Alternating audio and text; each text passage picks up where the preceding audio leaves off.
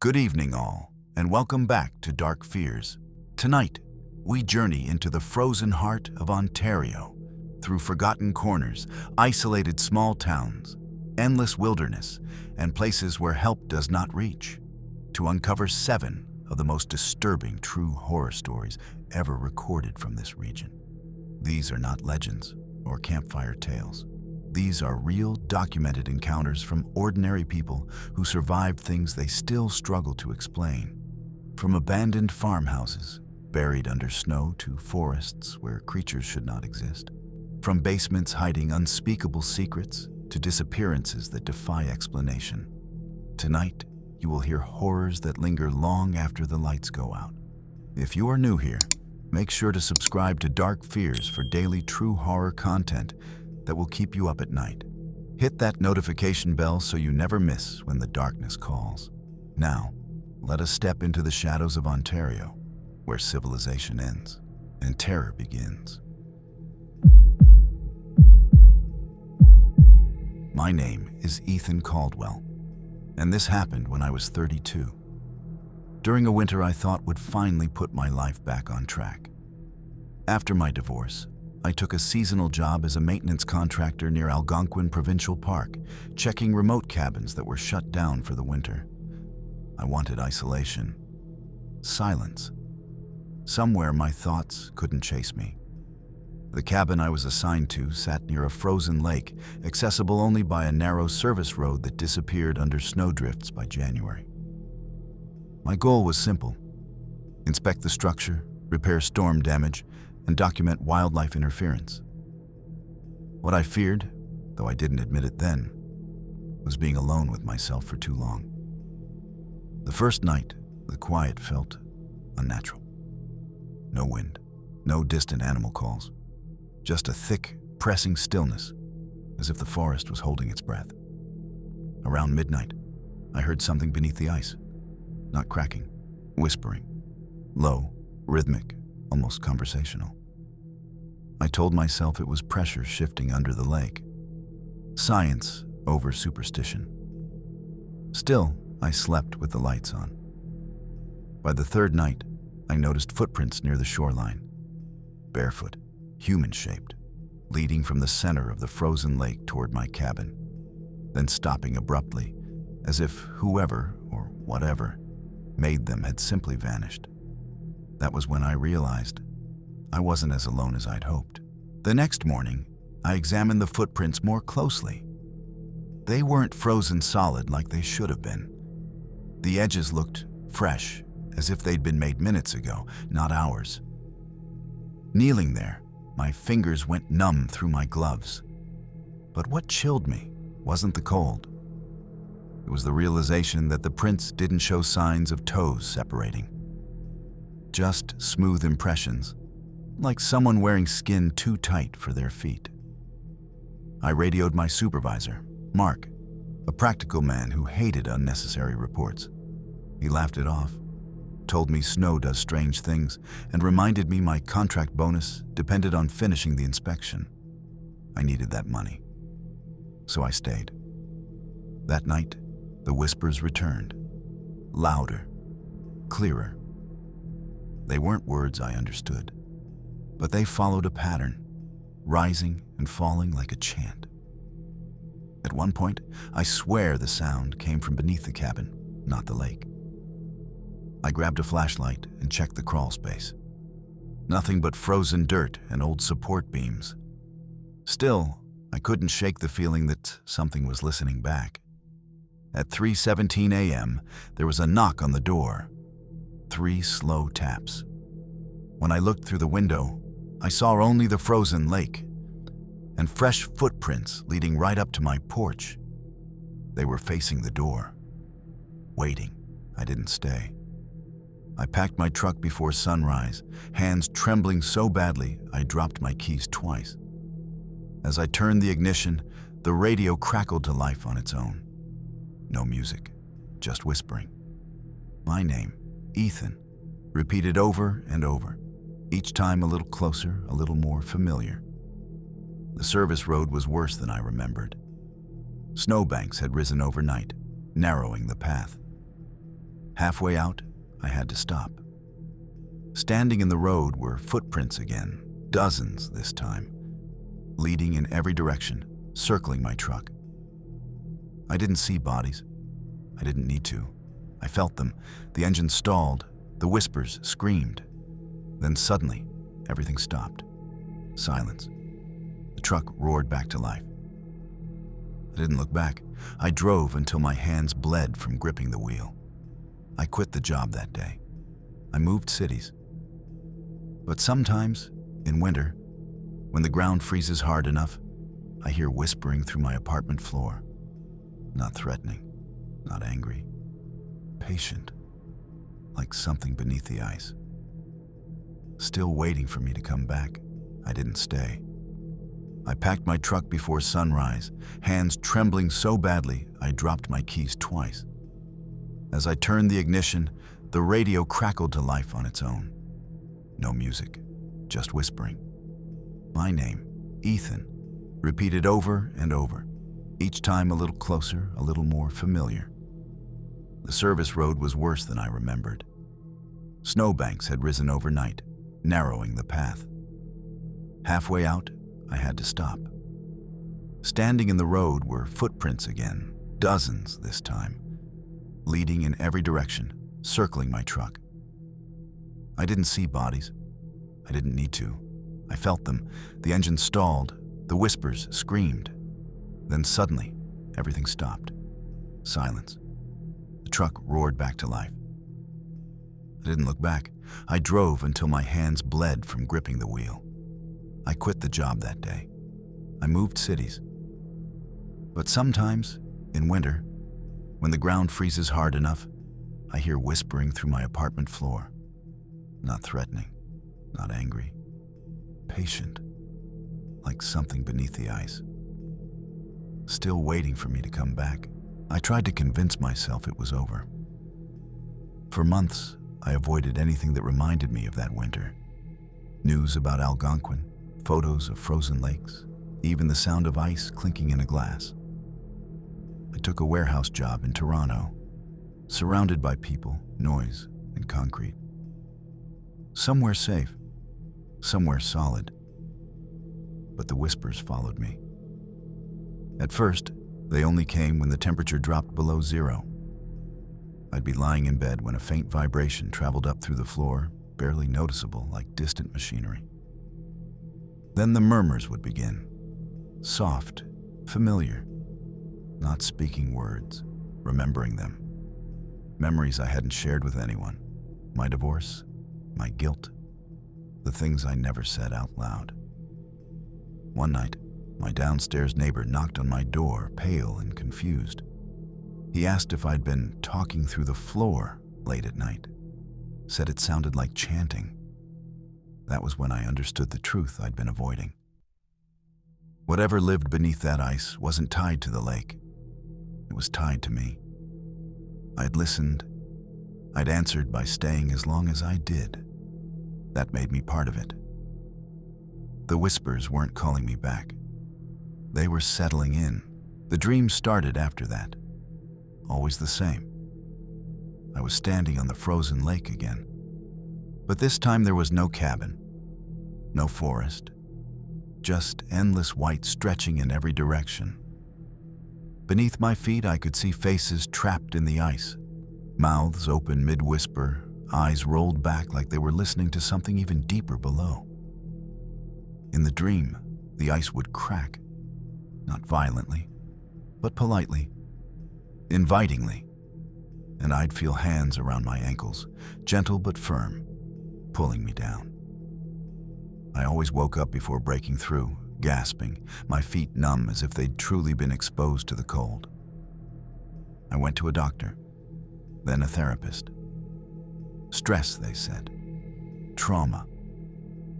But neither could explain why my apartment floor temperature dropped every night, or why frost began forming in circular patterns around my bed. Last winter, I found wet footprints leading from my bedroom to the front door. They weren't barefoot this time. They were mine. I've stopped sleeping near the floor. I keep my bags packed. because I know now the lake never wanted my body. It wanted my place. I tried one last thing before I lost my nerve completely. I went back north. Not to the lake, never there, but to a small town just outside Algonquin, the kind of place where everyone knows what you're about to say before you say it. I told myself I needed answers, but what I really wanted was confirmation that I wasn't insane. At a diner thick with the smell of burnt coffee, I described the whispers to an old man at the counter. He didn't laugh. He didn't question me. He just nodded, slow and heavy, like I'd confirmed something he already knew. He told me the lake had a reputation long before the loggers died. Locals believed it was a listening place, a pocket of land where grief didn't fade, it accumulated. People who came there broken were the ones it noticed. The ones who stayed too long were never really gone afterward. You gave it a voice, he said quietly. Now it knows how to speak. When I asked how to stop it, he paid his bill and stood up. You don't, he replied. You just hope it gets tired of you. That night, back in my apartment, the whispers were louder than ever. Not beneath me. Inside the walls, the whispers have changed again. They no longer sound distant or layered. Now, they sound organized, purposeful.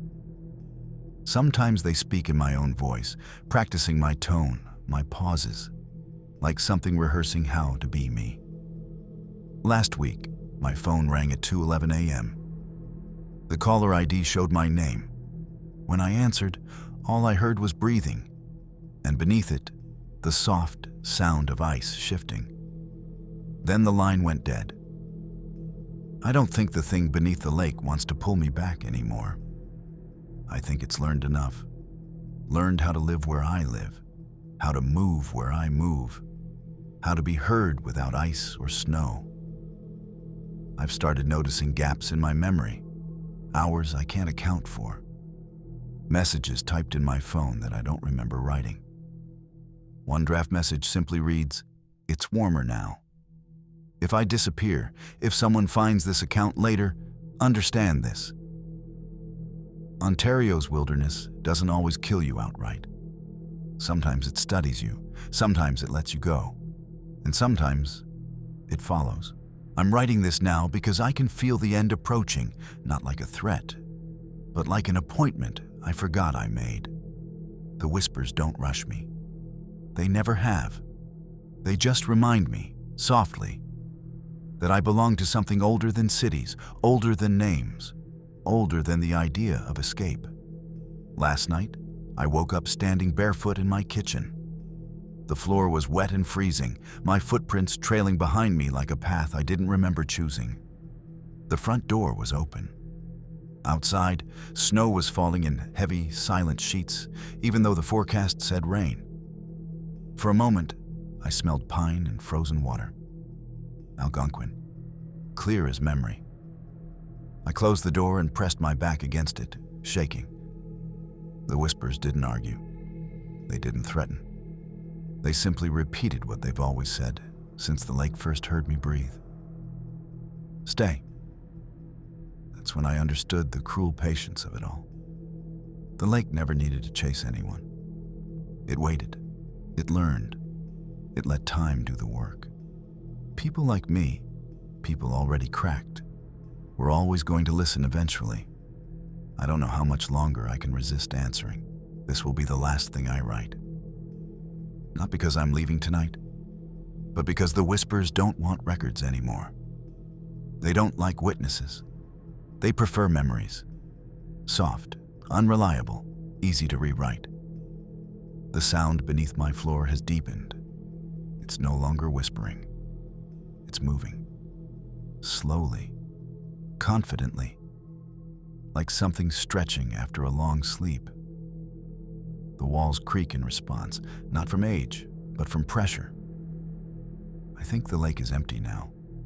I think whatever was trapped there has finished learning what it needed from me. How to speak, how to walk, how to wait in warm places where ice can't form. If you're listening to this and you live near frozen water, pay attention to the quiet nights. Pay attention to the sounds that feel like they're thinking. And if you ever hear something beneath the ice saying your name, don't answer, don't stay, don't listen. Because once it hears you listen back, it never needs the lake again. My name is Lucas Meyer, and this happened when I was 27, during a night drive that should have taken 4 uneventful hours. I was returning from visiting my sister in North Bay, heading south along Highway 11, a stretch of road that cuts through some of the loneliest forest in Ontario. My goal was simple: get home before dawn and sleep before my next shift.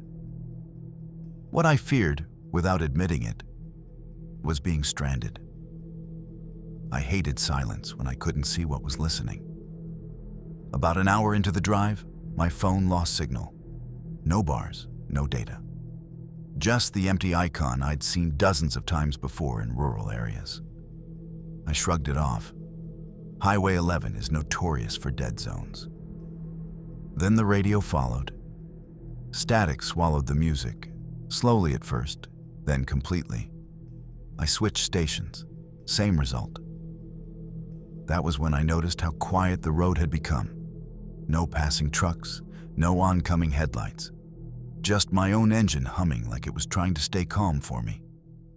I passed a sign warning of limited services for the next 120 kilometers. Right beneath it, someone had spray painted a single word in black. Turn back, I laughed, nervous and forced, and kept driving. The laughter didn't last long. 10 minutes later, I realized I hadn't passed a single reflective marker. The road felt wrong.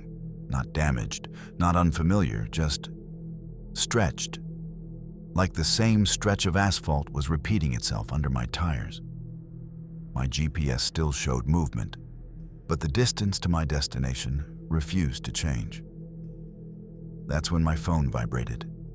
1 bar of signal flickered to life. I had a voicemail notification, time-stamped 5 minutes in the future. I didn't remember missing a call, but curiosity won. I pressed play. All I heard was road noise, wind, my own engine. Then my voice came through, shaky and whispering, "If this plays, don't stop the car." I nearly swerved off the road. I tried calling my sister. No connection. The radio crackled again, briefly forming words beneath the static. Coordinates, repeating over and over, like a location being read aloud by something that didn't understand what it meant. Ahead, I saw taillights. Another car. Relief flooded through me until I noticed something wrong. The car wasn't moving. It was parked in the middle of the highway, hazard lights blinking slowly, patiently. And my phone vibrated again. New voicemail. I slowed as I approached the stopped car, my foot hovering over the brake. The driver's side door was open, swinging slightly as if nudged by a breeze I couldn't feel. I rolled down my window and called out, my voice sounding thin and swallowed by the trees. No response. The closer I got, the colder the air inside my car became. My breath fogged the windshield.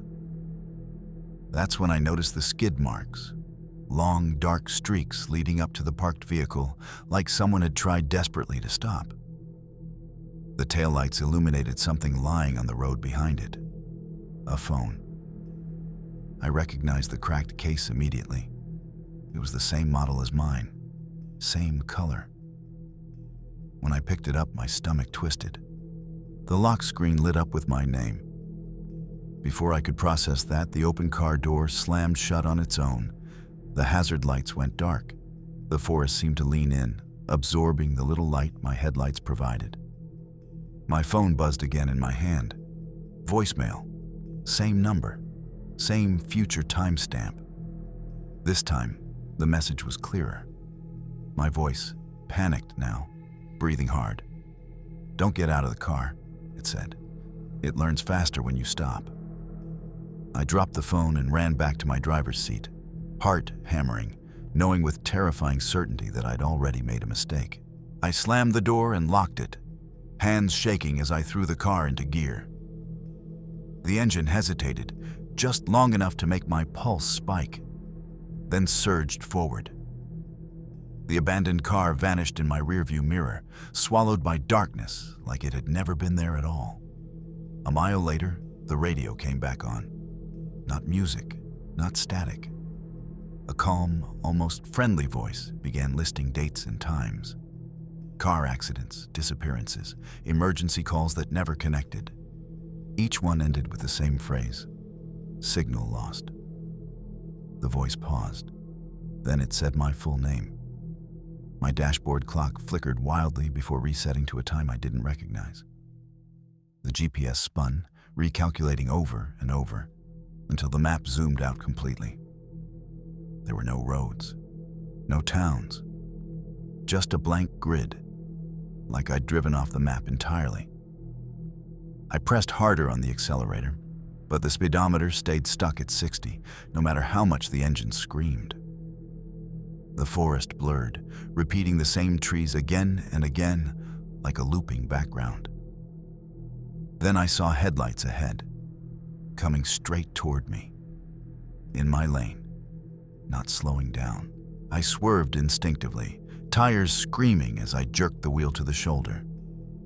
The oncoming headlights didn't move. They passed straight through my car like light through fog, leaving behind a bone-deep cold that crawled up my spine and settled there. My radio went silent again. For a few seconds, I sat there shaking, breath ragged, staring at my hands to make sure they were still solid. The forest looked wrong now. Trees leaning inward at unnatural angles, their trunks repeating in patterns that made my head throb if I stared too long. I tried the emergency call feature on my phone. It rang once. Then my own voice answered. "Location confirmed," it said flatly. The call ended. A new road appeared ahead, where there hadn't been one before. Narrow, unmarked. The asphalt looked wet, though there was no rain. Something told me, quietly but firmly, that this road hadn't always existed. It had been made. Every instinct screamed to turn around. But the main highway behind me had dissolved into darkness, like it had never been there at all. With nowhere else to go, I took the road. The moment my tires crossed onto it, my phone regained full signal. Too much signal. Notifications flooded in, missed calls, messages, voicemails, all from people I knew, all time-stamped hours, days, even years ahead. And every single one said the same thing. Why didn't you stop? The road led to a clearing. In the center stood a rusted communications tower, its red warning light blinking steadily despite the fact that it wasn't connected to anything. Around it were cars, dozens of them, parked at odd angles, doors open, headlights dead. I recognized one immediately. My car. Same dented bumper, same cracked tail light, parked beneath the tower like it had been there for years. The radio turned on by itself. "This is where the signal goes," the calm voice said. "This is where it waits." I stepped out despite every warning screaming in my head. The air smelled like ozone and cold metal. Phones lay scattered across the ground, screens cracked, all buzzing softly in unison. The tower hummed, vibrating through my bones. I realized then that it wasn't broadcasting. It was listening, recording patterns, voices, movements, learning how people behaved when they were lost and afraid. My phone rang in my hand. Caller ID. Lucas Meyer. Missed. I didn't answer. Behind me, something shifted in the darkness between the cars, mimicking the sound of footsteps it had heard 1,000 times before. I backed away from the tower slowly, careful not to turn my back on whatever was moving between the cars. The footsteps copied mine perfectly. Pause for pause, breath for breath. When I stopped, they stopped. When I swallowed, I heard the sound echoed back, slightly delayed like a bad recording. I noticed then that the cars weren't random. They were arranged in loose circles around the tower, all facing inward. A place of return, a collection point. Every vehicle had a phone inside it, plugged in, screens dark but warm to the touch, like they were still working. The radio voice returned, softer now. "Some of you turn around," it said. "Some of you don't. But all of you listen." I saw shapes in the reflections of the windshields, humanoid outlines that didn't match anything standing in front of them. When I raised my arm, one of the reflections raised its arm a second too late. That's when I understood. The thing using the signal wasn't a creature in the woods. It was a system, a presence that learned people by recording them, then replaying them until the copy was good enough to walk away. My phone vibrated again, a final voicemail. My voice whispered, "It needs a version of you that won't leave." I ran. The footsteps behind me didn't chase. They followed, measured and patient, like they knew exactly how far I could go. I reached my car, the real one I hoped, and threw myself inside, slamming the door hard enough to hurt my shoulder. The engine started instantly, too easily. As I drove away, I glanced in the rearview mirror. I saw myself standing beneath the tower, perfectly still, phone pressed to my ear. When that version of me looked up, it smiled. The forest blurred, then snapped back into something normal. Road markers reappeared. The radio played music like nothing had happened. My phone showed full signal and a dozen missed calls from my sister, all from tonight. I didn't stop until I reached city lights. But sometimes, when my signal drops, my phone lights up on its own. No number, no name. Just a single notification. Voicemail saved. And I never listen. Because I know if I do, I'll hear myself asking, "Why didn't you stop?" I thought leaving the highway meant escaping it. That belief lasted exactly 3 weeks. Long enough for my routine to feel normal again. Long enough for me to start trusting silence. Then the glitches started. My phone would briefly show full signal in places where it never should. Basements, elevators, underground parking garages. Every time it happened, the battery temperature spiked, growing warm in my hand, like something alive. Once, while half asleep, I heard the faint click of a voicemail notification and sat upright in bed before the sound finished playing. I never checked it. At work, a coworker asked why I'd been calling myself during meetings. He showed me his phone. Missed calls from my number. No voicemail left. No record on my device. I began to notice reflections again. In dark windows, in turned-off screens, movements that lagged behind me by half a second. Enough time to notice. Not enough time to prove. I realized then that the copy hadn't stayed behind at the tower. It had completed its lesson. Learned how to pass. Learned how to blend. Learned how to leave when the road reopened. Highway 11 wasn't a trap. It was a filter. And whatever passed through me that night had made it through clean. I've changed numbers twice. Deleted voicemail without listening. Disabled notifications. None of it matters. The signal doesn't need my phone anymore. It learned my patterns, my pauses, the way I hesitate before answering. Last night, my sister called me, terrified.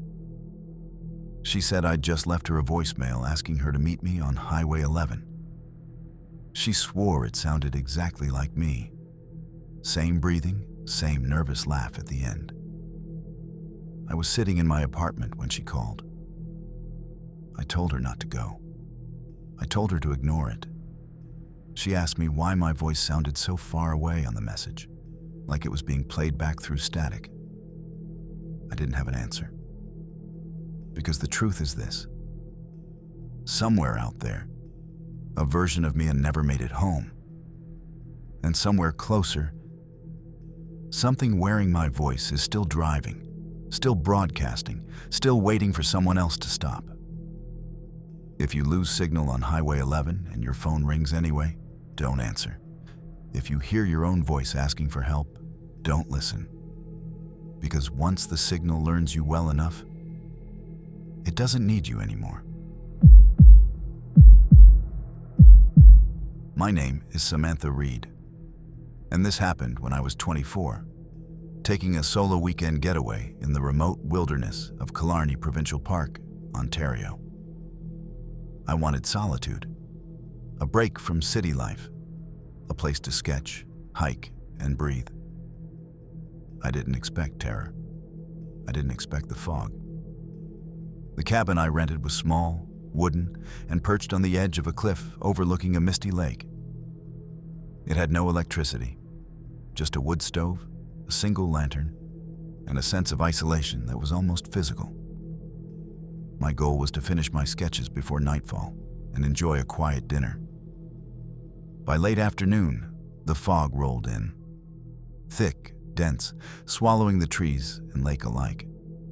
The forest became an amorphous gray void.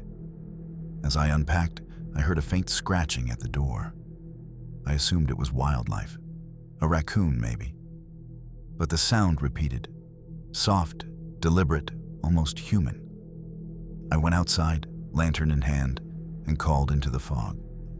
Nothing. Only my voice returned, muffled, distorted, and delayed, as if the mist itself was mimicking me. By night, I noticed shapes moving just beyond the lantern's glow. Dark silhouettes that never approached, but always lingered at the edge of vision. When I blinked, they were gone. When I looked away, they returned. I thought I was imagining it.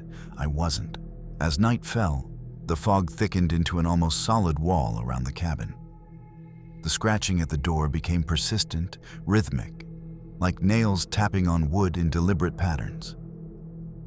I tried ignoring it, telling myself it was just animals, but my instinct screamed otherwise. I lit the stove and sat near it, sketchbook open, hands trembling slightly. Every so often, I caught movement out of the corner of my eye, something pacing the perimeter of the cabin just beyond the lantern's glow. When I dared to look directly, nothing was there. Around midnight, the door handle rattled. Slow, patient. I froze, staring at it, heart hammering. The scratching stopped. A pause. Then came whispered words, barely audible, pressed through the fog outside. "Samantha, come out." I grabbed my phone to call for help. No signal. Only a single text notification appeared. "We see you." I dropped the phone. The lantern flickered violently. Shadows inside the cabin stretched unnaturally, as if the fog itself had seeped through the walls. I huddled near the stove, trying to rationalize. There should be a logical explanation.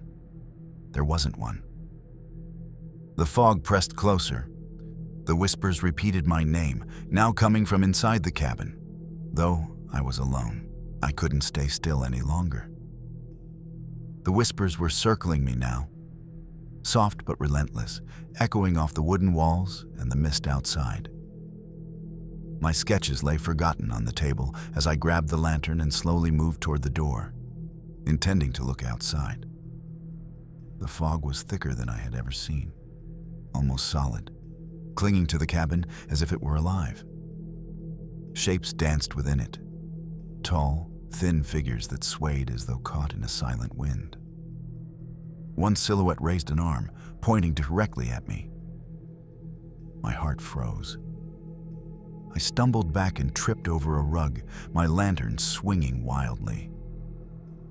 The light caught glimpses of something inside the cabin itself, shadows moving independently of my own, shifting along the walls, circling the room.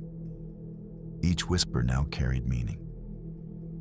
They were speaking, murmuring fragments of my thoughts, my fears, things I had never told anyone. I backed into the corner, shaking, listening. The fog seemed to press against the windows and walls, forming indistinct faces that stared silently, waiting for me to act. Every instinct screamed to leave, but my truck was miles away. There was no escape. Then I heard it clearly. Footsteps pacing the floorboards behind me.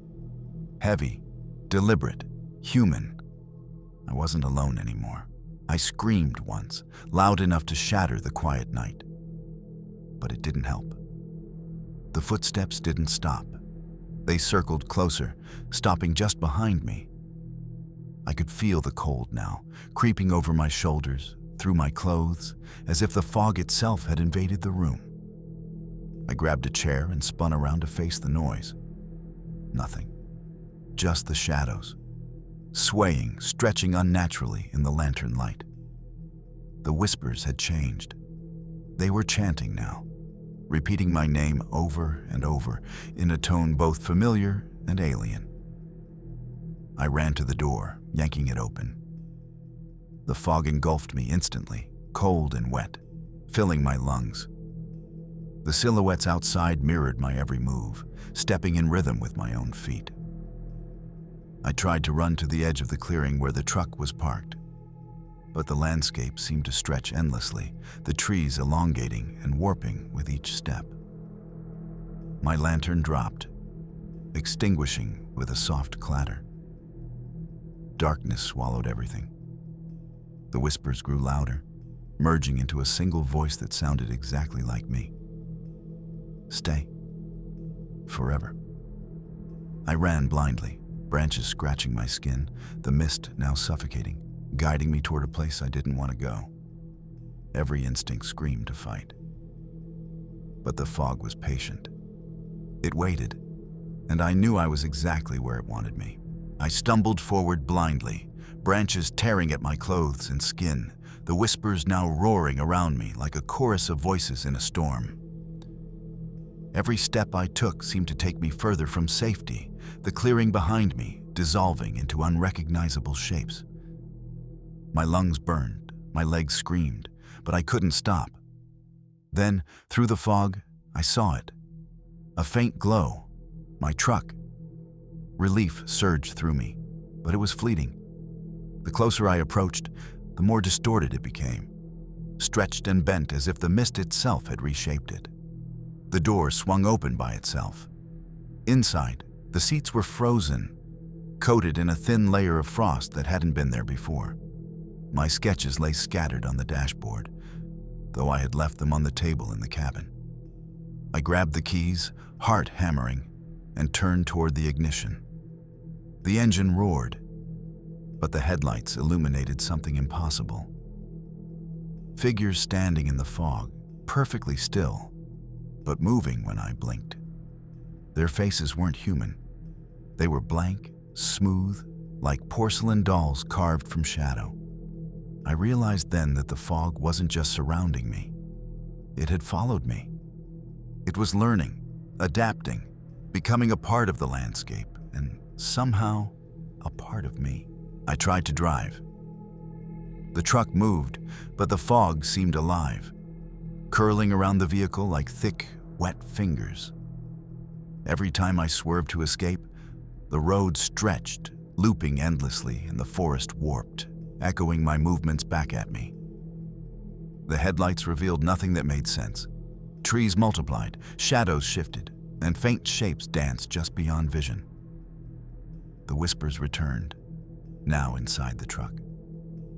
Soft at first, almost teasing, but quickly rising into frantic urgency. My name, my sketches, my thoughts, every fear I had buried. I gripped the wheel so tightly, my knuckles whitened. Suddenly, my rearview mirror reflected the cabin. It hadn't been behind me when I left. Through the windshield, I saw my own reflection in the glass. Except my eyes were black, hollow, staring back with a calm, predatory patience I did not recognize. The radio, silent for hours, sputtered to life. It wasn't music. It was the fog. It was the whispers, arranged into words. You belong. You are ours. I realized then the horrifying truth. Killarney's fog didn't just haunt the forest. It consumed. It copied. It replaced. If it couldn't trap you in the cabin, it would chase you. Chase you until there was nothing left but a reflection in the mist. I slammed the truck into reverse, hoping to break the cycle. But the fog was patient, and it was learning. The truck skidded along the wet, warped road, headlights barely piercing the thick fog. Every turn I took led me back to the clearing. The cabin loomed before me, though I had driven miles, or so I thought. The whispers grew louder, overlapping my own thoughts, echoing every fear I'd tried to suppress. I threw the door open and ran inside, slamming it behind me. The lantern flickered weakly, revealing the room's interior had changed. The sketches I had worked on for hours were gone, replaced with crude, distorted versions of myself in the fog, etched into the walls with something dark and wet. My reflection in the window no longer matched my movements. I blinked, and it smiled, a slow, unnatural curl of lips that I did not control. From the corner of the cabin, I heard footsteps, heavy, slow, calculated. They moved toward me, yet left no marks on the wooden floor. I couldn't escape. The fog outside pressed against the windows, and inside, shadows seemed alive. The whispers now spoke in my voice. You should stay. Forever. I realized I had become the target, and the fog wasn't just outside. It was inside me, watching, mimicking, waiting. I backed away from the corner, heart racing, the whispers chanting my name in unison with my own fearful breaths. The lantern swung wildly in my hand, casting long shadows that stretched across the floor and ceiling, twisting into shapes that resembled me, yet were wrong, malformed. I tried the door, but it wouldn't budge. The fog had seeped inside the cabin, swirling along the floor like liquid smoke, curling around my feet. The air was thick, heavy, as though it were pressing down, suffocating me without touching my skin. Every instinct screamed to escape, but the room itself seemed to have grown smaller, walls bending inward. Then I heard it. A voice, low and intimate, directly in my ear. Not a whisper, not my own. A voice that knew my every secret, my every fear. You can run, but you cannot leave, it said.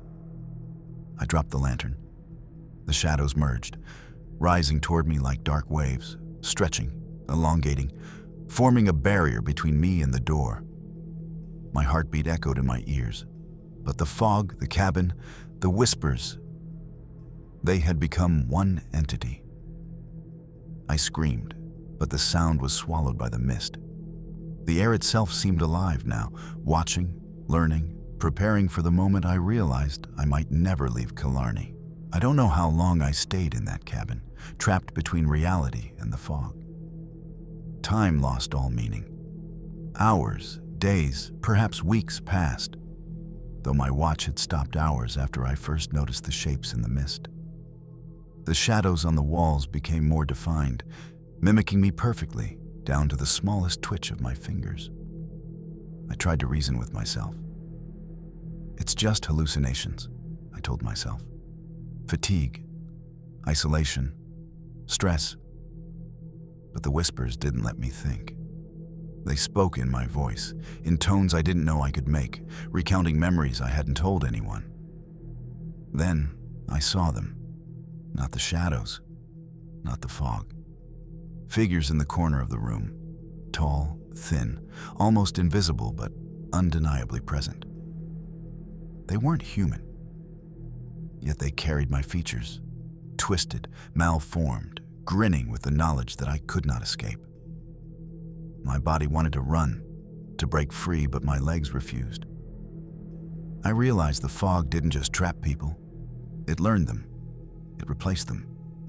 It prepared a copy, and if you didn't act fast, the copy walked away while you stayed behind.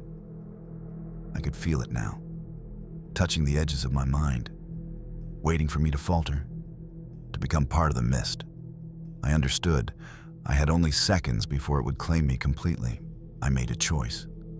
One desperate, reckless decision. I ran toward the door, pushing through the fog, ignoring the whispers that screamed my name in unison. The cabin seemed to stretch, walls elongating, but I didn't stop. My lungs burned, hands bleeding from clawing at warped surfaces. But I forced myself forward. The moment I stepped outside, the fog reacted. It surged around me like a tidal wave, cold and suffocating, yet I kept running. The clearing was endless, the lake invisible behind the mist. Then I heard it. The softest sound, a whisper riding the wind. Not yet. I didn't look back. I ran until the mist thinned enough to see the road, enough to see headlights in the distance. I flagged down a car. The driver stared at me, wide-eyed, as I screamed incoherently about the cabin, the fog, the figures. I was safe for now. But every night since, I feel it pressing against my mind. Every foggy morning, every mist-laden horizon, I see shadows lingering where they shouldn't. I know the fog is patient. It waits. It learns. And one day, it will come for me again. Killarney isn't just wilderness. It's alive, and it remembers. My name is Ethan Caldwell, and this happened when I was 29, working a summer job as a caretaker for an old lighthouse on Lake Superior's northern shore. The lighthouse had been automated for decades, but the local historical society wanted a live presence for tours and maintenance. I thought it would be quiet work, a peaceful retreat away from the city. I was wrong. The lighthouse sits on a rocky outcrop, isolated by jagged cliffs and relentless waves. The wind is constant, howling through broken windows and the spiral stairwell, carrying voices that sound almost human when the fog rolls in. My first night, I noticed something odd. A series of scratches along the outer door, too high for any animal to reach. I assumed it was raccoons or gulls at first, but then the scratching began inside the lighthouse. Soft, almost deliberate. At first, I ignored it, attributing it to the old wood settling. But when the sound moved closer, from floor to floor, I realized someone, or something, was inside with me. By midnight, I began to hear footsteps echoing in the spiral staircase, slow, patient, stopping when I stopped. The lighthouse creaked and groaned, but these sounds were too deliberate, too precise.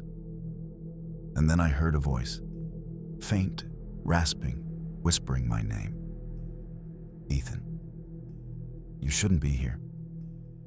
I froze, realizing for the first time that the lighthouse was no longer a refuge. It had become a trap. I tried to convince myself I was imagining it. Loneliness, wind, isolation, it had to be the explanation. But the scratches persisted, now accompanied by faint whispers that seemed to echo through the walls. Every step I took was mirrored by another, unseen. Every creak in the floorboards was followed by a reply, soft tapping, deliberate, measured. I spent the day checking the lighthouse from top to bottom. Nothing. No footprints, no signs of entry. The doors were locked, the windows intact. Yet at night, the sounds returned, growing bolder. A shadow moved across the wall opposite my bed, too tall, too fluid to be my own. One night, I followed the sound up the spiral staircase. The fog from outside seeped through the cracks, curling along the steps like living smoke. I reached the lantern room at the top, and the air felt impossibly cold. My breath formed clouds as I stepped forward. There, scrawled in condensation on the inner glass, were words I had never written. You are next. The lighthouse, once a symbol of safety for ships lost in the storm, had become a warning for me. I wasn't alone. Something had taken residence with me, and it had been waiting for years. That night, sleep was impossible. Every gust of wind felt like a hand brushing against my shoulder. Every creak of the old wood made me flinch. The whispers returned, now forming partial words, almost intelligible, but always cutting off before I could understand. I sat huddled on the bed, listening, wondering if the isolation had finally broken my mind. Around 2 a.m., I heard it again, the soft, deliberate footsteps ascending the spiral staircase. But this time, they stopped right outside my bedroom door. The scratching returned, sharp, urgent, almost demanding. My pulse raced as I realized something was on the other side, waiting for me to act. I grabbed a wrench from the shelf and crept to the door, pressing my ear against it. The floorboards on the other side groaned softly, like something pacing slowly, studying me. I whispered a prayer under my breath, summoning courage I didn't feel. Slowly, I opened the door and peered into the dark hallway. Nothing. Just shadows stretching unnaturally along the walls. But then I noticed footprints, wet, small, and impossibly high on the wall leading up the staircase. They weren't made by a person, and yet they were there. I understood then that the lighthouse wasn't haunted in the traditional sense. It was alive, aware, and it wanted me to know it was watching every move I made. I tried to stay in the lantern room, hoping the height would give me some safety, some distance from whatever prowled the lighthouse. But the fog outside seemed to seep in, rolling over the floorboards like a living thing, carrying whispers that grew louder, sharper, almost commanding. Then I heard it, a voice unmistakably human, but impossibly wrong. It sounded like me, yet distorted, lower, filled with malice. Come closer, Ethan. We've been waiting. I froze. My reflection in the glass shimmered strangely, flickering between my face and a pale, hollow-eyed version of me. The wind howled against the windows, rattling the glass. But the voice continued, soft and intimate, coaxing me toward the edge of the lantern room. I took a step back, and the spiral staircase groaned below me. Something moved up there. Slow, deliberate, impossible. I felt it studying me, learning my pace, my fear. I realized the lighthouse had its own intelligence, feeding off isolation, feeding off me. Suddenly, the lantern flickered violently, shadows leaping across the walls, the fog pressing against the glass like hands trying to claw inside. I understood fully then. The lighthouse wasn't just a building. It was a predator, and I was its prey. I couldn't stay in the lantern room forever. The fog pressed closer, the whispers more insistent, and I realized I had to confront whatever was in the lighthouse. I grabbed the wrench, my only weapon, and descended the spiral staircase carefully, every creak magnified in the oppressive silence. Halfway down, I saw movement in the shadows. A figure, tall and thin, standing just beyond the stairwell's curve. Its face was featureless, pale, yet I felt its gaze pierce right through me. I froze, wrench raised, heartbeat hammering, but the figure didn't advance. It just waited, watching, learning. I whispered my own name, testing reality, and the figure mirrored me perfectly, mouth opening slightly, as if mocking. That's when I noticed the walls themselves seemed to shift, stretching and contracting as if alive. Every plank groaning, every shadow pulsating with a life of its own. I descended the rest of the stairs, the figure following silently. Each footstep I took echoed in impossible patterns. returning from directions I hadn't moved toward. By the time I reached the first floor, the lighthouse felt completely alien, its familiar layout warped beyond recognition. I realized then that it wasn't just haunted. The lighthouse itself had intelligence, and I was intruding. I reached the ground floor, and the temperature dropped drastically. My breath formed clouds in the dim light, and the whispers intensified, repeating fragments of my memories I had never spoken aloud. The fog had followed me inside, curling along the floorboards, snaking around furniture like a living thing. I tried the door leading outside. Locked. The handle wouldn't budge. Behind me, I felt a presence grow heavier, closer. The shadows along the walls stretched and shifted, converging toward me. The figure from the staircase appeared behind me, its reflection in the window a perfect copy of my own face, but hollow, empty, grinning with patience. The radio, which I hadn't touched all night, sputtered to life. It wasn't static or music. It was whispers, chanting my name, layering over one another, repeating warnings I couldn't ignore. You should have stayed away. Now you belong. I backed into a corner, wrench raised, realizing that the lighthouse didn't just want to scare me.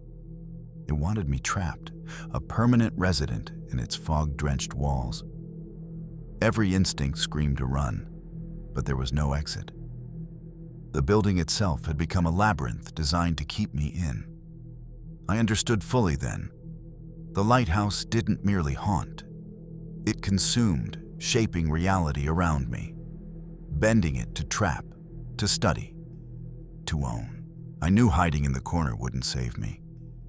The whispers were relentless, now forming coherent sentences, recounting my every fear, my every mistake. My legs trembled as I realized the lighthouse was alive, feeding off my terror, shaping the very space around me to trap me. I forced myself to move. Wrench clutched tightly, stepping toward the spiral staircase. Shadows stretched along the walls, reaching for me, yet receding whenever I advanced.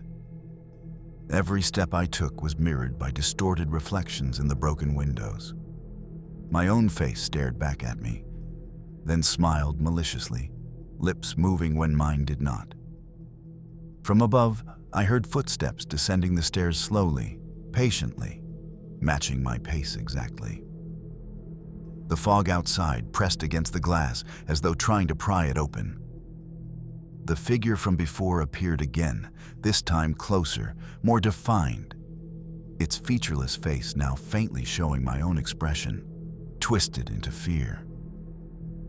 I realized the lighthouse wasn't just haunted. It didn't want me gone. It wanted me to join it, to become part of the building, part of its intelligence. Every instinct screamed to fight, to run. But the fog whispered in my mind, offering both terror and inevitability. You can't leave. You are ours. I gritted my teeth and made a desperate decision. I would confront it or be consumed entirely. I ascended the spiral staircase as quickly as I dared, each step echoing like a drumbeat in the hollow tower.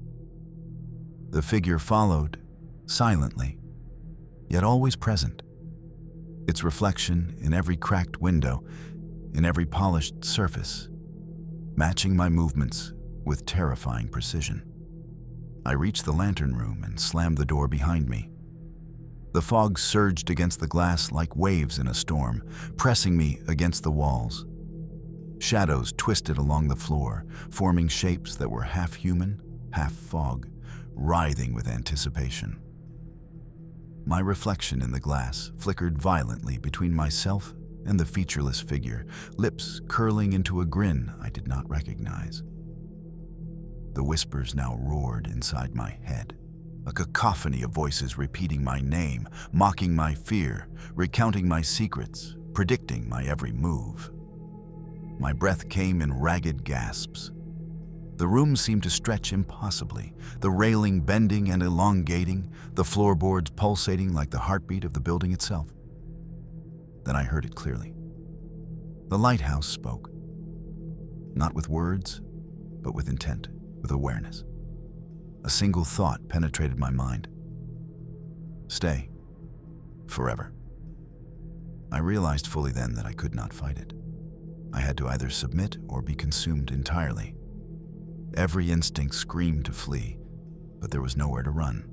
The lighthouse had already won. The lantern room felt endless. Shadows slithered along the walls, stretching impossibly high and low, flickering with a life of their own. The fog pressed in, thick and suffocating, yet I could see through it. Shapes forming, moving, waiting.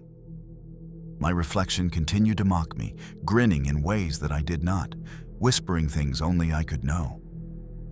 I tried to focus, tried to reason. The lighthouse wasn't just a building. It was sentient, feeding on fear, studying me, learning me. Every step I had taken, every word I had whispered, had been absorbed, twisted, and mirrored back at me. I realized I was no longer in control of my own actions. My own mind was part of the trap. Then I heard it. The footsteps, slow, deliberate, ascending the spiral staircase again. The figure was closer, now fully formed, mirroring me perfectly in height and build, except its face remained hollow and featureless. The whispers converged into a single voice, piercing my thoughts. You belong here. I understood then that the lighthouse had already chosen its next resident. It didn't just haunt, it consumed, creating a copy of its victim before replacing them entirely. I had only moments before my fate would be sealed. Before my reflection would leave me behind, I made a final, desperate choice. I grabbed the lantern, swung it toward the figure, and ran toward the spiral staircase. The fog surged, curling around my feet, almost solid. The shadows lunged but didn't stop me.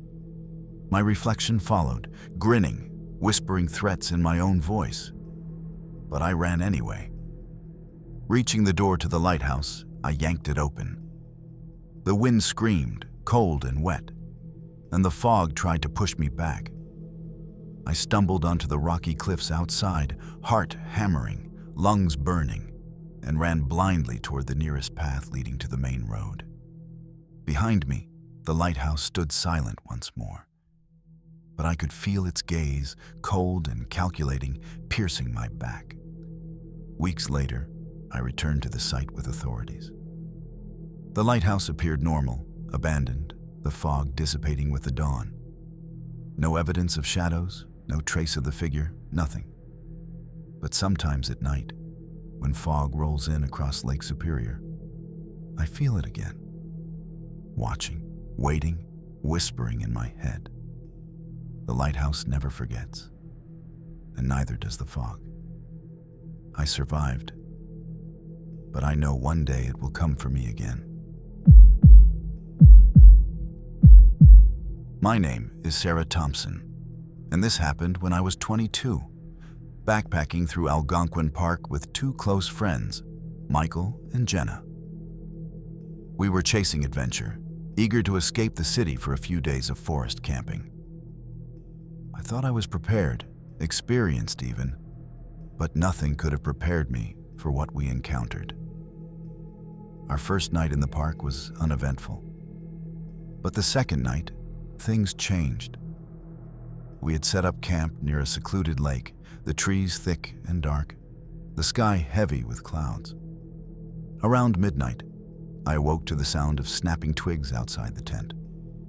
At first, I assumed it was wildlife, deer or raccoons, but the sounds were too deliberate, too rhythmic. Then came whispers, faint at first, barely audible, floating through the trees like mist. Sarah, Michael, Jenna, they called softly. My heart skipped. I shook my friends awake, but they claimed they hadn't heard anything. We tried to rationalize it. Wind, echoes, imagination. But when I stepped outside for water, the moonlight revealed footprints. Not animal tracks, but human. Barefoot, small, leading into the dense forest, and then disappearing as if swallowed by the shadows. I realized then that we were being watched, studied, hunted, and the forest was far more alive than we could ever imagine. By the third night, the tension had grown unbearable. Every rustle of leaves, every distant owl call made our nerves scream. The whispers were louder now, sometimes chanting our names in unison. Michael insisted it was the wind. Jenna tried to laugh it off, but I could see the fear in their eyes. We decided to leave the campsite at dawn, but the forest had other plans. When we tried to pack up, our supplies were moved, sometimes closer to the tree line, sometimes completely hidden. The trail we had followed the day before was gone, replaced with indistinguishable shadows and tangled roots. That night, the whispers became voices, soft, urgent, guiding us deeper into the forest, or so it seemed. I followed instinctively, and soon realized Michael and Jenna had vanished. One moment they were beside me, the next, gone. I called their names until my voice cracked, but no response came. Only the whispers answered. Panic surged through me as I stumbled through the underbrush. Shapes flickered at the edge of my vision. Tall, thin, humanoid figures, moving just beyond sight. Every instinct screamed to run, but the forest twisted, paths shifting as I moved, keeping me trapped in an endless maze. I realized then that Algonquin Park was not just wilderness. It was alive, patient, and it had claimed my friends. I wandered through the forest, calling out for Michael and Jenna, but no response came. Only whispers echoing back my own voice, distorted and mocking. The trees seemed to shift when I wasn't looking, branches reaching like long fingers, twisting around my path to block escape. The forest floor felt alive, squelching underfoot, reshaping itself with every step I took. Then I saw them, or what remained. A small, torn piece of Jenna's jacket caught on a branch, fluttering unnaturally in the still air. My stomach twisted with dread. I followed the traces deeper into the woods, each step accompanied by shadows moving at the edge of my vision. They didn't walk. They glided, slipping between trees silently, always just out of reach.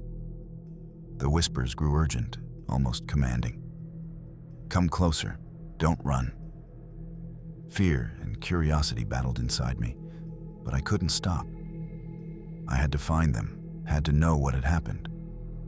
Soon I reached a clearing I didn't recognize, where the fog lay thick like a living blanket. Shapes danced within it, faint, humanoid, their forms constantly shifting. I realized with horror that the forest wasn't just alive. It was intelligent. It studied, it waited, and it claimed. I screamed for Michael and Jenna, but the fog swallowed my voice. The forest had learned my fear, and now it was feeding on it. The clearing seemed endless. Every step I took was echoed by a whisper, repeating my name, recounting my fears, mocking my panic. The fog curled along the ground, rising and falling like a breathing entity. I realized then that the forest didn't just surround me, it was inside me, learning the rhythm of my heartbeat, the pace of my breathing, the tremor in my hands.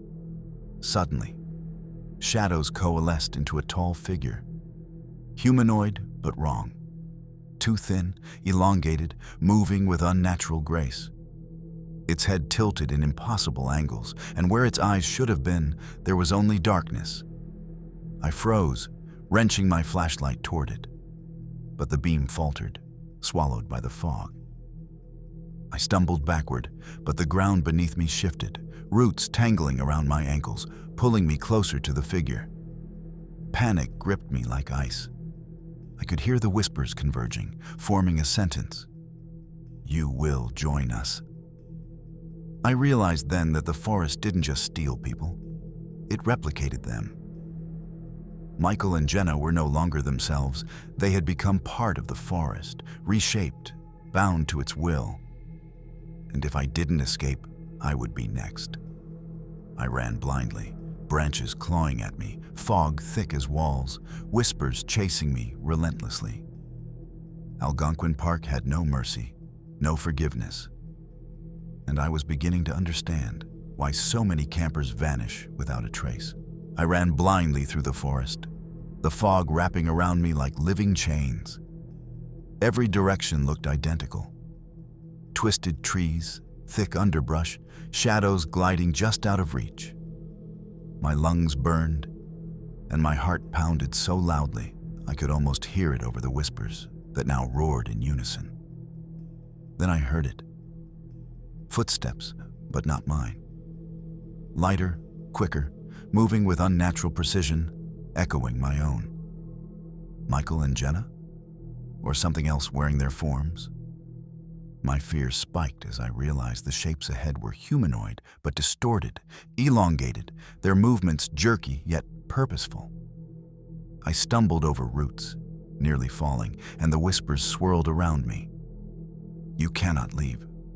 You belong. I scrambled to my feet, desperately trying to retrace our path. The forest seemed to resist every move I made. Branches twisted to block my way, the fog thickened to blind me, and the shadows followed relentlessly. Every instinct screamed to run, but I had no sense of direction. The woods had become a labyrinth designed to trap me. Finally, I saw a faint glow in the distance. A campsite, abandoned, but familiar. Could it be the edge of the park? Or another trap? With nothing left to lose, I ran toward the light, my mind racing with a horrifying realization. The forest wasn't just hunting me. It was learning me, predicting me, and if I faltered, it would claim me forever. I reached the faint glow, my heart hammering in my chest. But the relief was fleeting. The campsite was empty, supplies scattered, tents ripped and half buried in mud.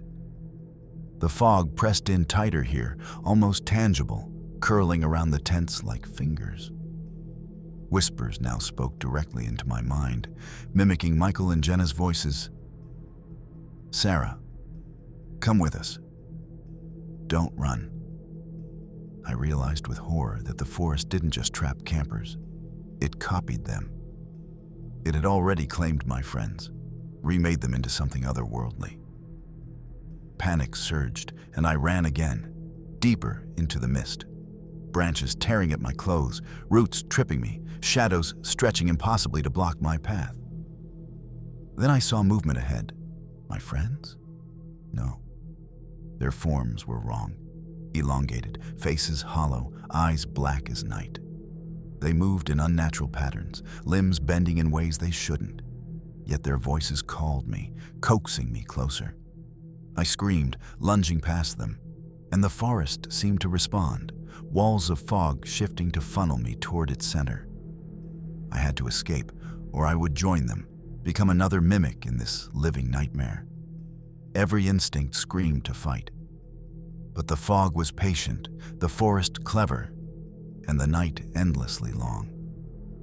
I ran, knowing that survival meant outpacing not just my fear, but the intelligence stalking me in the trees.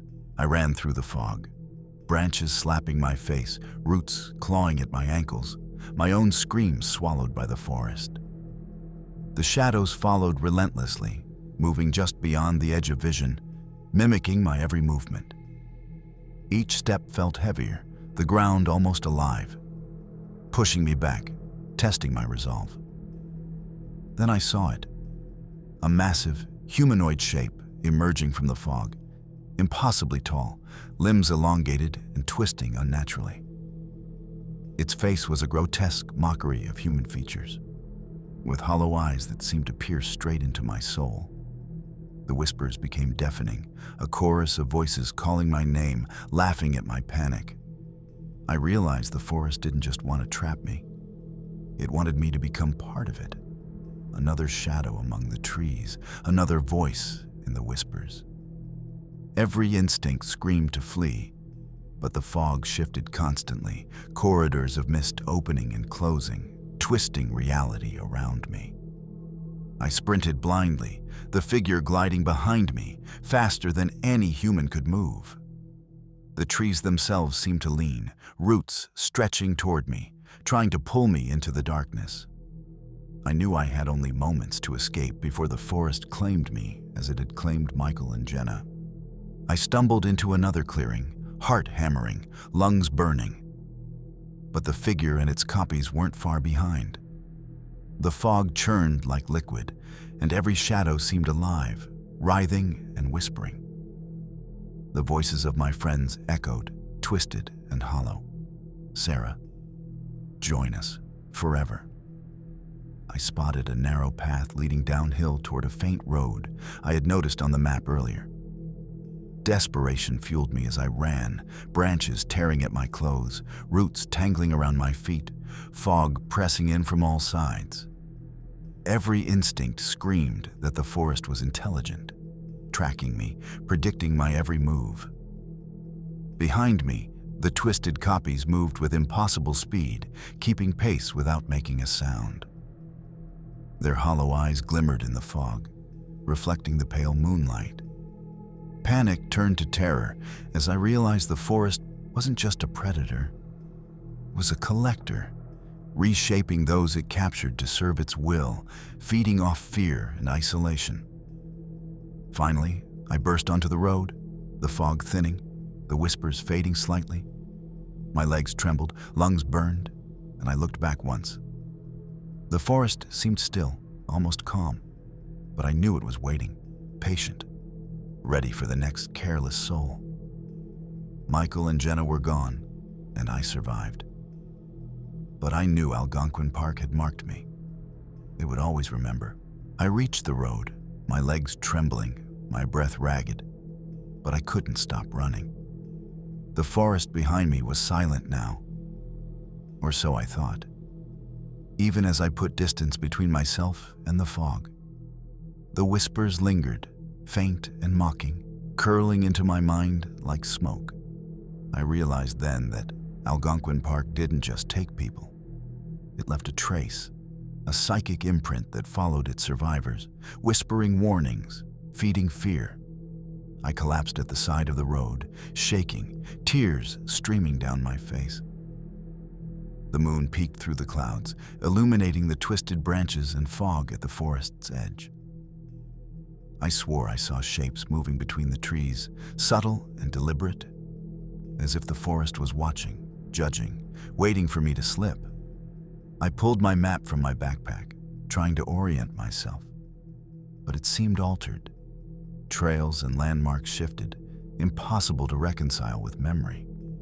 The forest didn't just claim its victims physically.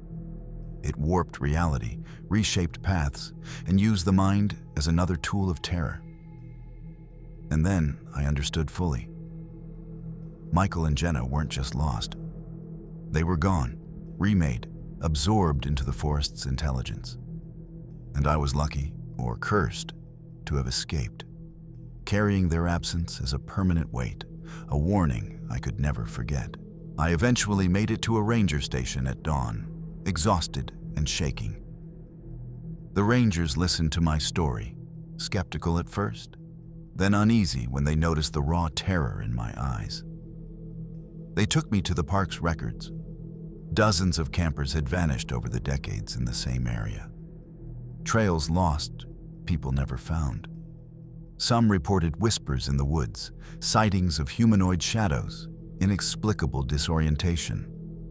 Even after leaving the park, I couldn't escape it. Every time I closed my eyes, I saw the fog curling around my friends' hollow faces, the whispers reaching out, calling me back. Every time I heard the wind rustle trees, I flinched, fearing it was the forest marking me again. I realized Algonquin Park isn't just wilderness.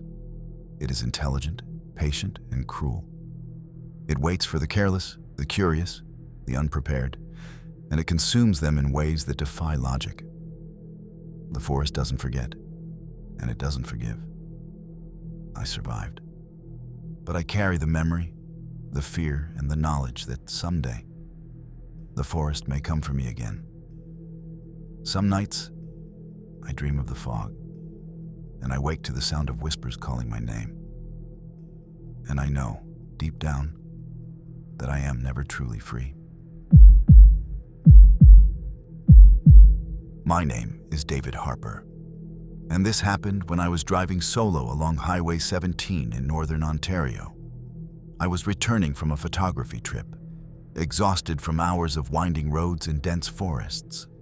Night had fallen, the highway deserted except for the occasional flickering headlights in the distance. I wasn't expecting to stop, but the old neon-lit Maple Pines Motel seemed like a safe place to rest. The motel looked abandoned, the flickering sign buzzing in the cold night air, but the door was unlocked. I entered, the smell of mildew and dust thick in the air. The front desk was empty, and the faded registration book lay open, pages yellowed and curling.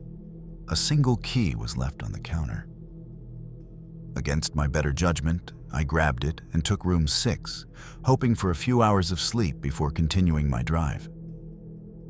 The room itself was strangely cold, despite the summer night outside. The lights flickered, the TV static-filled, and the furniture was old, worn, and covered in dust. I tried to settle in, ignoring the uneasy feeling crawling up my spine. Then I heard it, a soft, deliberate knock at the door. No one had entered, and the lobby was silent. I froze, gripping my camera bag. The knocks came again, slow and deliberate, each one echoing unnaturally in the small room. That's when I realized I wasn't alone. I slowly approached the door, my heart hammering, and peered through the peephole. Nothing. Just the empty, dimly lit hallway. I whispered to myself, trying to rationalize it. Maybe a late check-in, a neighbor returning. But the air felt heavy, unnatural, and the faint smell of mildew mixed with something metallic, almost blood-like. I returned to the bed, but the unease didn't fade. Every shadow seemed to shift in the corners of the room, twisting with subtle movements. I tried turning on the TV fully, hoping the static would drown out my imagination. But the screen flickered with images I didn't recognize. Hallways that weren't part of the motel, doors that didn't exist, and the faint outline of a figure standing just beyond the frames. A soft whisper came from the corner of the room, barely audible. "Leave, or stay forever." I froze. My camera, which I had left on the dresser, began clicking on its own, snapping photos of nothing visible to my eye. The temperature dropped suddenly, my breath forming clouds in the air, and the door creaked as if someone or something was testing it. I realized then that the motel wasn't just old or abandoned. It was alive, aware of my presence, and it had its own intentions. Intentions that did not include me leaving safely in the morning. I couldn't stay in the bed any longer. The knocks had stopped, but the feeling of being watched was suffocating. Every shadow in the room seemed to twist and pulse, bending reality slightly, and the static from the TV now whispered my name. I grabbed my flashlight and slowly approached the far corner of the room. The air was icy, unnatural. My breath came out in visible clouds as I shone the beam into the darkness, revealing nothing. And yet, something moved just beyond the light. A tall, dark figure lingered in the corner, featureless, with a presence that pressed into my chest, making it hard to breathe. My instincts screamed to run, but my legs felt frozen. Then I noticed the mirror above the dresser. My reflection wasn't mine. The face staring back was pale, hollow-eyed, and twisted in a silent scream, mouth opening slightly as though it wanted to speak. I stumbled back, tripping over the rug, and the figure seemed to step closer, though I couldn't see any movement. Only a growing shadow that consumed the corner. The whispers grew urgent, repeating, "You shouldn't be here. You belong to us now." I understood then that this motel didn't just trap people. It observed, learned, and corrupted them, reshaping reality around them until they became part of its haunting. Panic surged through me. I ran toward the door, wrenching it open, but the hallway beyond was no longer the same. The walls stretched and warped, the ceiling higher than it should be, the floorboards creaking in impossible patterns. I stumbled forward, flashlight shaking, as the whispers chased me down the hall. Every room I passed was empty, yet alive. Beds creaked, drawers opened and closed slowly, as if unseen hands were at work. I glimpsed figures behind partially open doors, silhouettes that resembled former guests, twisted and contorted, their eyes hollow, mouths moving in silent screams. One raised a hand, pointing at me, but when I blinked, it was gone. The temperature dropped further. Frost formed on the edges of the carpet, mist curling along the floor. My camera, still slung over my shoulder, snapped by itself, the shutter echoing through the corridor, capturing images of nothing, or perhaps of something unseen. I realized the motel wasn't merely haunted. It manipulated perception, bending space, time, and fear to trap its victims. Every instinct screamed to escape, but the hallway twisted, labyrinthine, pulling me deeper inside rather than letting me leave. The whispers grew louder, chanting, "Stay forever." I ran blindly, desperate for an exit, knowing that if I didn't escape soon, I would join the countless others who had vanished in this cursed building, leaving only echoes and shadows behind. I ran down the warped hallway, my flashlight beam quivering, shadows stretching and twisting with every step. The air was thick, almost solid, pressing against my chest, and every sound echoed unnaturally. Whispers converged into words. "You can't leave. The night is ours." Rooms flanking the corridor were no longer empty. Beds moved as though something invisible had slept in them moments ago. Drawers slid open and slammed shut, and shadows formed figures that flickered at the edge of my vision. I could hear faint breathing, but no one was there. My legs shook, but adrenaline pushed me onward. At the end of the hall, I saw a stairwell, the only path leading down. I dashed toward it, but the walls seemed to stretch farther than possible, elongating the hallway. The whispers intensified, now mimicking my own voice. "David, don't leave. Stay." I reached the stairs, my hand gripping the railing, which felt icy and alive. Every step down was mirrored by shadowy forms behind me, keeping pace perfectly without a sound. The motel was no longer a building. It was a predator, an intelligence feeding off fear, learning my movements, ensuring I could not escape. I realized then that I would have to outsmart it, or I would join the countless lost souls trapped forever in its twisting, haunted corridors. I reached the stairwell and descended cautiously, the wooden steps groaning under my weight.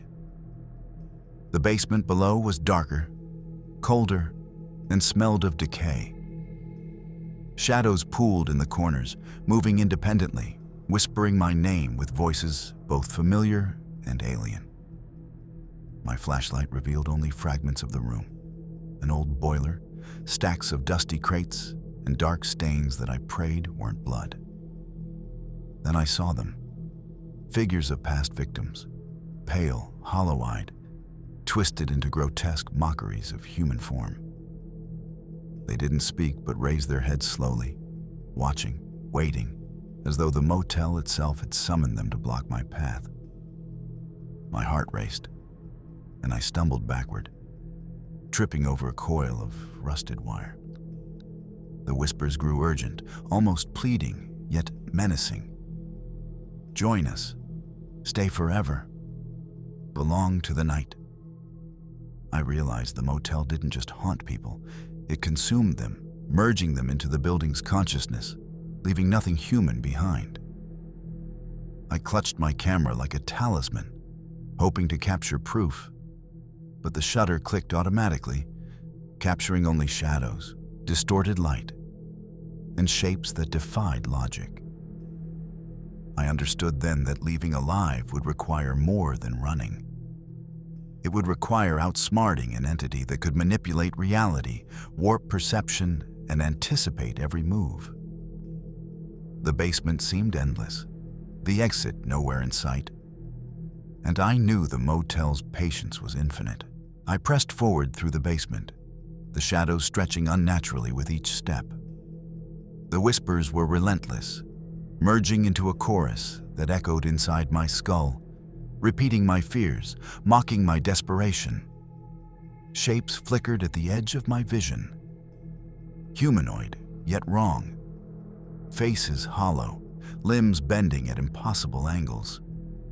I realized these weren't just ghosts. They were reflections, warped copies of people who had vanished before me. Suddenly, a door at the far end of the basement creaked open, revealing a faint light. Hope surged, and I ran toward it, but the floor beneath me warped, rising and falling like waves. My footing faltered, and I nearly fell into the darkness below.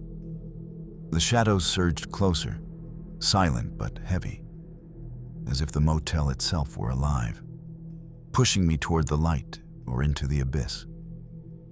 I gripped the railing of a narrow staircase, heart pounding, praying it would lead somewhere real. The whispers now repeated a single, chilling phrase. You belong here. Forever. I forced myself up the stairs, limbs trembling, every shadow moving in perfect coordination to block my escape. The basement felt infinite, a trap designed to disorient, terrify, and consume. But somewhere in that oppressive darkness, I sensed a fragile opportunity. An exit, a fleeting chance to leave before the motel claimed me like it had claimed so many others. I reached the top of the stairs, emerging into another hallway. But it was not the same as before. The walls were cracked, peeling wallpaper revealing dark stains beneath, and the ceiling sagged ominously. Every door I passed seemed to breathe, expanding and contracting slightly, as if the motel itself were alive. The whispers followed, twisting into Michael's voice from memory. David, stay. You can't leave. I sprinted down the corridor, flashlights shaking, shadows stretching from the walls like long fingers, attempting to grab me. Every instinct screamed that the building was an intelligence, calculating, anticipating my every move. Behind each door, the faint outlines of twisted figures waited, victims of the motel, drawn into its consciousness, ready to replace me. I reached the lobby. The door to the outside glimmered faintly, bathed in moonlight. Relief surged, but the air was thick and heavy, almost resisting me as I approached. The key I had picked up earlier felt hot in my hand, pulsing like a warning. As I opened the door, the whispers surged, screaming in unison. Don't leave. You're ours. I stepped out onto the deserted highway, heart hammering, lungs burning, and ran as fast as I could, never looking back. The motel loomed behind me, silent now, but I knew its patience was infinite, its hunger unending. One day, it might call me back, and I would not be able to resist. I ran along Highway 17, the cold night air biting at my skin, the neon glow of the motel fading behind me. My heart raced, but the whispers didn't stop. They lingered, faint and mocking, threading into my thoughts. Every instinct screamed that the motel was still watching, waiting, feeding on my fear even as I escaped. I glanced back and saw the sign flickering, the building silent yet alive. Shapes moved inside, shadows stretching unnaturally, shifting in ways that defied physics. I realized that the motel didn't just trap people physically, it marked them, leaving a psychological imprint that followed, whispering warnings and haunting dreams. By the time I reached the next town, dawn was breaking. I tried to rationalize what had happened: exhaustion, imagination, the isolation of the highway. But deep down, I knew better. The images on my camera were proof enough. Flickering lights, distorted figures, shadows that shouldn't exist. Even after leaving the motel behind, I could still feel its presence. Every time I close my eyes, I see the twisted hallways, the hollow eyes, the whispers urging me to return. I survived, but I carry a piece of that building with me. A permanent reminder that some places are alive, patient, and cruel. Weeks later, I returned to the motel, only in my dreams. The corridors stretched endlessly, rooms shifting, whispers echoing in my mind. Each dream was more vivid than the last, the motel feeding on my fear while I slept. I woke screaming, drenched in sweat, heart racing, certain that it was waiting for me to return physically. I spoke to locals about the Maple Pines Motel. Stories were scarce, often hushed. A few whispered about disappearances, people vanishing without a trace along that stretch of Highway 17. Some claimed the motel wasn't empty at night, that it lured travelers in, twisted their perception, and trapped them inside its ever-shifting corridors. Even now, months later, I feel it. The motel calls in quiet moments. The way the wind rustles through the trees near the highway, the flicker of a neon sign, the faint creak of a floorboard. I know the motel is patient, calculating, waiting for its next visitor. Its hunger is endless, and its intelligence terrifying. I survived that night. But the Maple Pines Motel is not just a place. It is a predator, a living entity, and it never forgets. And deep down, I fear that one day, I might have to return. My name is Emily Carter, and this happened when I was exploring the northern shores of Lake Superior. I had always been fascinated by abandoned lighthouses, and when I discovered the old North Point Lighthouse, perched on jagged cliffs overlooking the dark, endless water, I couldn't resist visiting. The locals warned me to stay away after sunset, claiming the lighthouse was cursed, but I laughed it off as superstition. I arrived just as the sun dipped below the horizon, painting the sky with streaks of blood red and violet. The lighthouse loomed over me, paint peeling, windows broken, and the metal door rusted shut. I climbed over the rocks and entered through a side opening, my flashlight cutting through the darkness. The air inside was heavy with mildew, salt, and decay. The spiral staircase twisted upward, disappearing into shadows. As I stepped inside, the door creaked ominously behind me, though I hadn't touched it. My heart skipped a beat.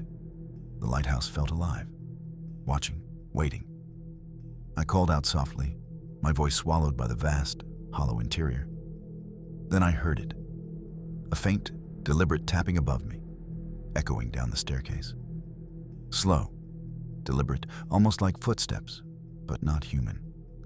My curiosity battled with fear, and I forced myself to climb the spiral staircase, each step groaning beneath my weight.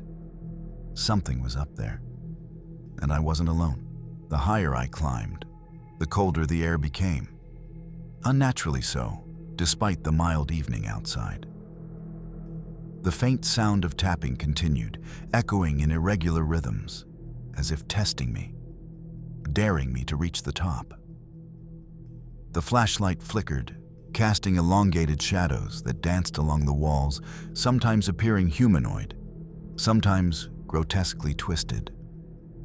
Reaching the lantern room, I froze. Moonlight spilled through broken panes, illuminating a figure standing silently by the railing. It was tall, its face obscured by shadows, and it didn't move except to turn slightly, tracking me with invisible eyes. My stomach churned, and a wave of nausea swept over me. I whispered, asking if anyone was there, but the figure didn't respond. Instead, the air thickened, making it harder to breathe. I noticed scratches along the metal railing, deep and jagged, as if some clawed creature had struggled to cling to the tower. The tapping had stopped, replaced by a faint whisper. Leave, or stay forever. I stumbled back toward the staircase, but the steps seemed endless now, spiraling downward into darkness that wasn't there before.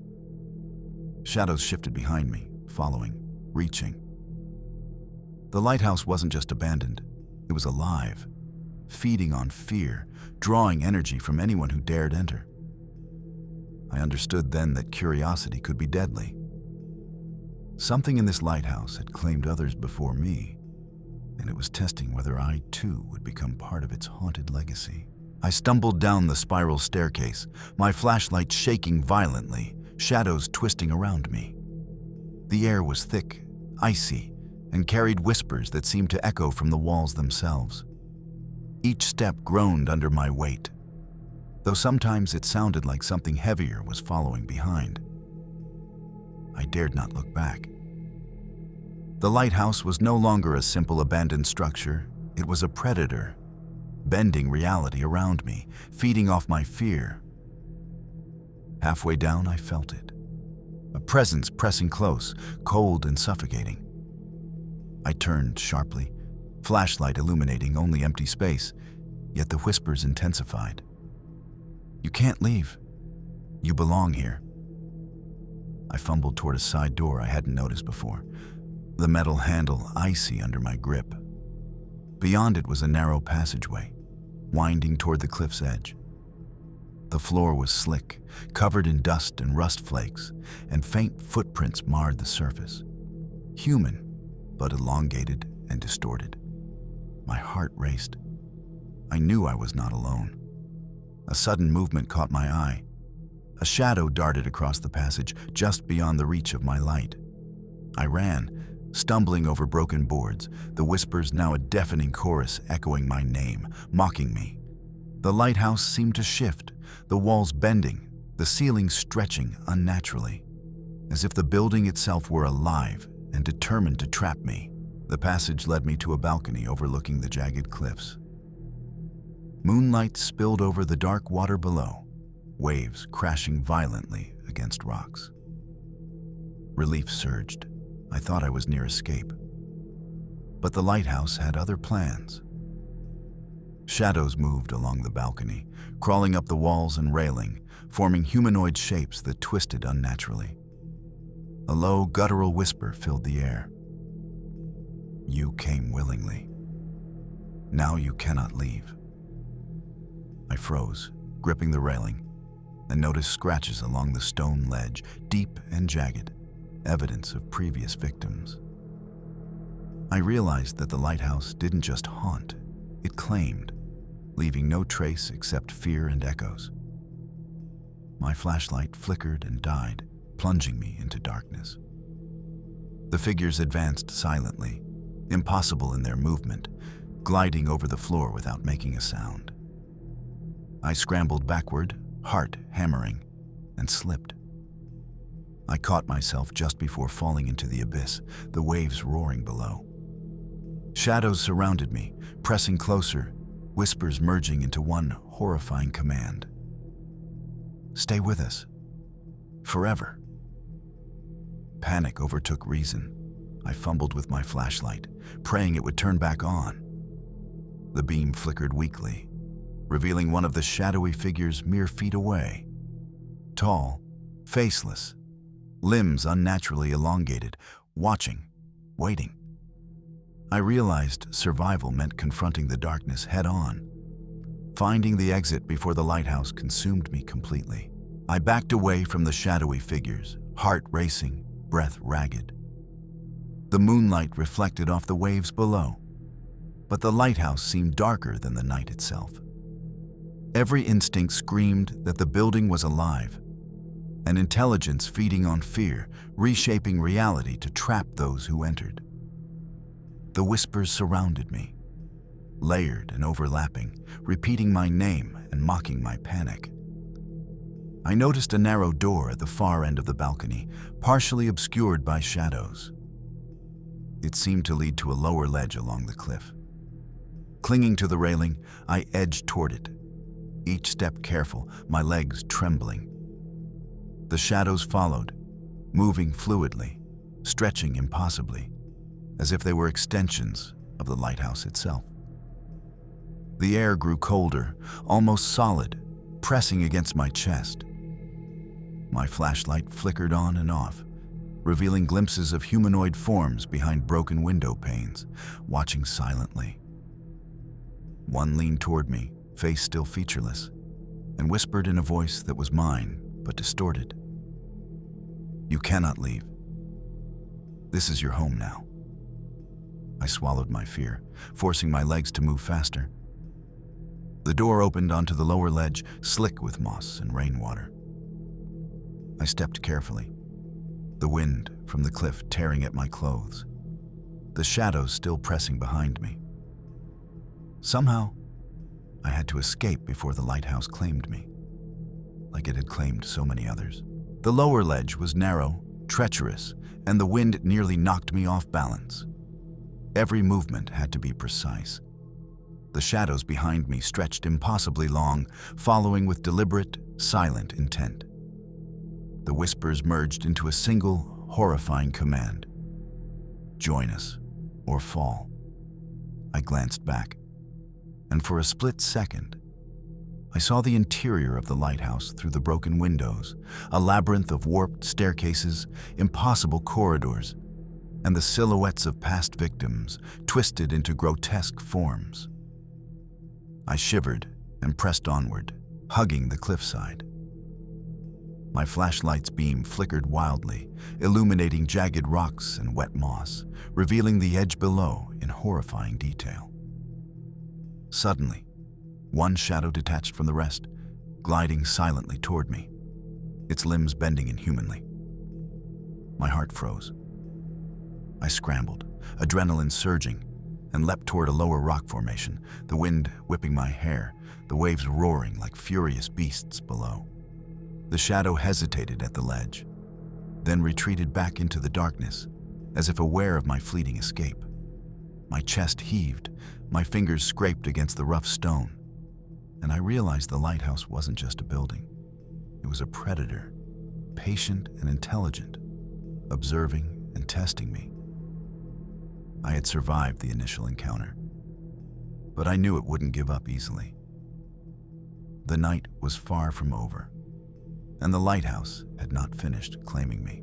I scrambled onto the lower rocks, the wind whipping at my clothes, the waves crashing below like thunder. The lighthouse loomed above, silent but alive, shadows crawling along its walls like dark rivers. Every instinct screamed to run, but the narrow ledge left little room for error. One misstep and the icy water below would be my end. The whispers grew louder, converging into a chorus of commands and warnings. "Stay. Forever. You belong here." I pressed against the cliff wall, careful not to slip. Shadows followed, some sliding along the stone, others rising from the cracks like black smoke given shape. I could sense them observing, testing, learning how I moved, anticipating each step. The lighthouse itself seemed to shift subtly, as if the building were bending reality to trap me. I spotted a narrow path that led to a jagged outcropping of rocks jutting toward the forest. It was my only chance. Clinging tightly to the stone, I edged forward, the shadows inching closer, whispering my name in tones both familiar and alien. I realized that the lighthouse didn't just haunt. It hunts, drawing victims into its folds, twisting space and perception, feeding on fear until it claimed them completely. I took a deep breath, preparing for the final dash to freedom, praying the building's malevolent attention wouldn't follow me beyond the cliff's edge.